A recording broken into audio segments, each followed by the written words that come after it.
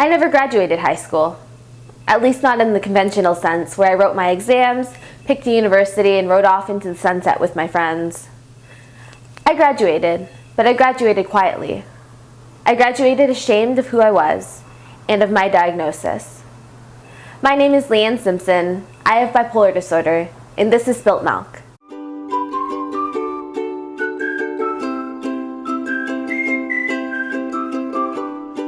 This one time, Michael Landsberg asked me to make a video blog about my life, and I said yes.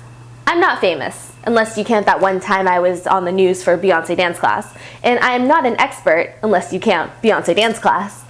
But my story has value. My lived experience has meaning, and I hope that by telling my story, other people will be inspired to tell theirs. Trust me, it's good enough.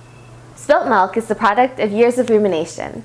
Having bipolar disorder has made my life messy at times, and I've often wondered what I could have done differently.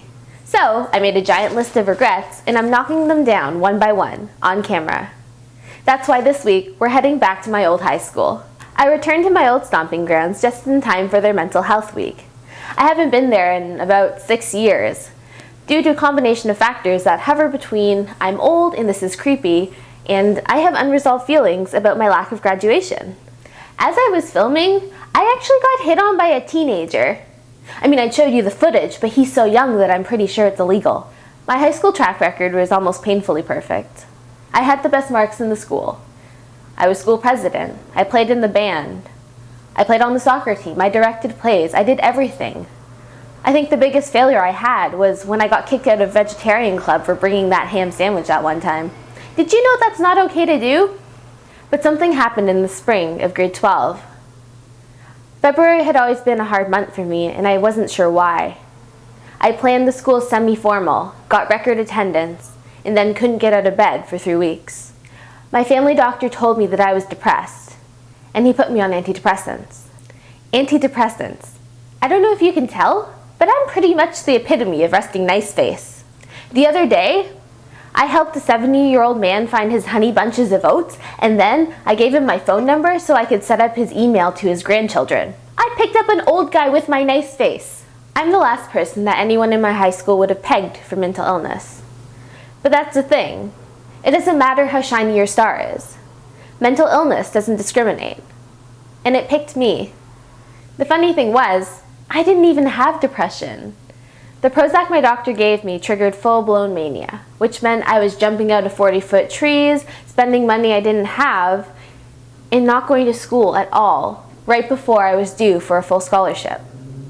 I found myself back in the doctor's office with a diagnosis of bipolar disorder. It was a pretty big scandal, and I'm not gonna lie, a lot of people were unkind to me. But that's the thing. It's easy to laugh at something that you don't understand. Do you want to see what stigma looks like? This is my grade 11 yearbook. It was the year I won the top academic award for the school, was elected president, and directed the school play. This is my grade 12 yearbook. The year I was diagnosed with bipolar disorder, went manic in front of the entire school, and dropped out.